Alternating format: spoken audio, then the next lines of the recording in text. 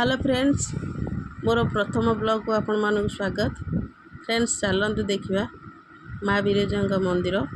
माँ बिरजा को दर्शन करवा। बर्तमान आम गाड़ी रे जाऊँ माँ का पाखरे पहुँचापी किसी समय लगे। देखते एवं आम आसिक मंदिर में पहुँची गलु। मंदिर में माँ का दर्शन पूर्व आम गोड़ धोलु।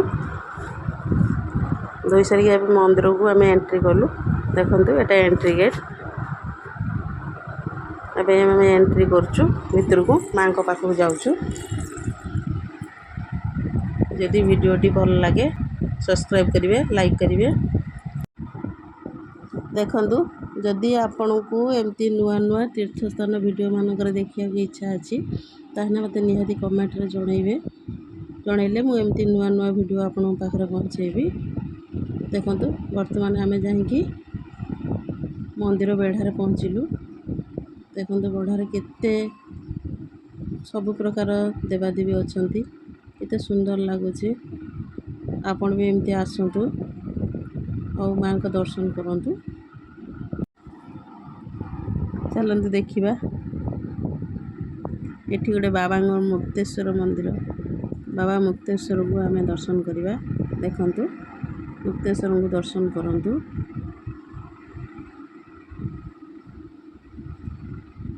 माँ को मंदिर देखंतु कितनी सुंदर है माँ का मंदिर।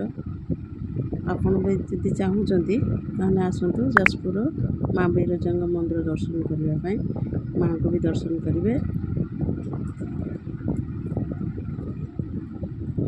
वर्तमान देखंतु आम एवं माँ को पाखक जाऊँ। आपण मैंने वीडियो टी शेष पर्यंत देखिले माँ का दर्शन देखिपारे। वर्तमान देखते आम माँ को पाखक पाखापाखि हो गलुनी। माँ को पाखे जा बर्तमान पहुँचवा हो गलानी। तापर देखंतु माँ को बेढ़ा चारिपिटी आम ये बुलुचु। आपण भी देखंतु बेढ़ा दर्शन करंतु। कितने सुंदर है जहाँ भी है माँ को जगह ना देवादेवी जगह माने कहीहेबनी। एत सुंदर जगह सेठू आसवा भी गले थर इच्छा हेनी। आपण मैंने आसतु